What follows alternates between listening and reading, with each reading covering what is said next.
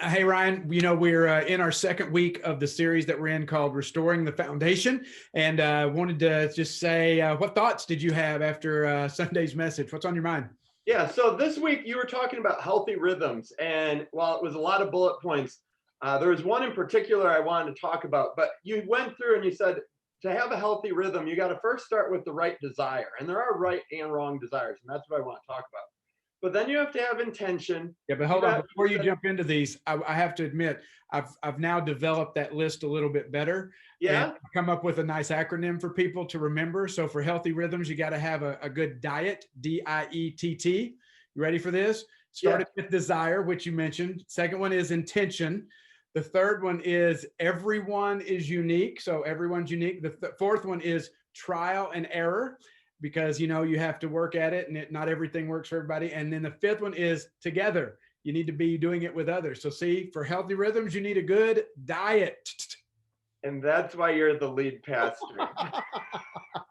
That's right. But you were But talking earlier about the desire one. Go ahead. yeah, so in desire, like it just struck me, some people have right desires and some people have wrong desires. Like sometimes people are like, hey, I need a healthy rhythm, but then they're going up the wrong way. And you use the illustration of the ladder being on the Yeah. wrong wall. And I was just like, yeah, that's something I think that as a follower of Jesus, we have a different structure or almost a compass that guides us for where we should be putting that ladder and where we should be living our lives. Yeah. Well, and And even Jesus in Matthew 6 and across his ministry, he talked about how the tug, the pull of all these other desires that we're going to have that are going to be competing with that spiritual desire or for that first place in our lives. yeah, and so it's common, especially where we live here on most of us, the west side of Des Moines. We have this draw to have our lives be very comfortable, be very safe, to have the things that we need. Everything is a click away on Amazon or Walmart or whatever it is. We want to have fame. We do like to be liked, and people know us, and our cars are nice and they're clean and our houses look good.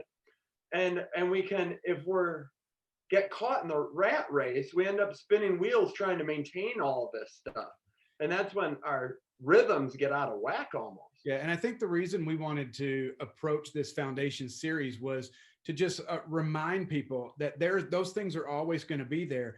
But the problem is, even when you get there, even when you arrive, you get the job that you've wanted, you get the salary you've always wanted, the house, the family, whatever, that most of the time, if not all the time, you still find yourself wanting. I mean, it's that old expression, when you ask wealthy people, how much is enough? And they say $1 more, because there's just, we always think that, oh, well, if I get there, that'll be good enough, but it never is. And so it's just a reminder that we are wired for purpose. We are wired for something more than just a good job and a good paycheck and a good family and a good house and all this stuff, that we're going to be constantly stretching for those things, and we're going to miss contentment and we're going to miss God every time unless we start with the right foundation, and that begins with the right desire. Right. And I think that that's why, as followers of Jesus, we go to church. Ultimately, this whole series is about everything starts with God. And I think that's what makes it different. If you say, I'm a Christian, you live your life a different way because God is the one that orients where your desires should be, so that you start putting your intention in the right way. You don't get to the end of your life and go, Yeah. I missed it.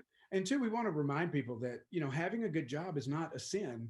Having money is not a sin. Having nice stuff, those things aren't wrong. We just want to say, just put them in the right priority. Just make sure that in this life that you're living, that you're creating that space to commune, to talk to breathe with the one who made you, the one who can remind you of why you're here, and that he loves you, and that your life is more than just running after the mighty dollar, that there's greater things that he has for you, and it's living in relationship with him. Yeah, absolutely, Brent. So thank you for that message.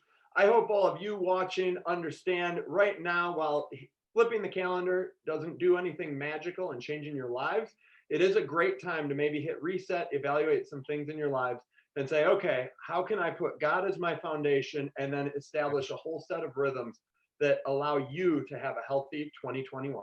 Absolutely.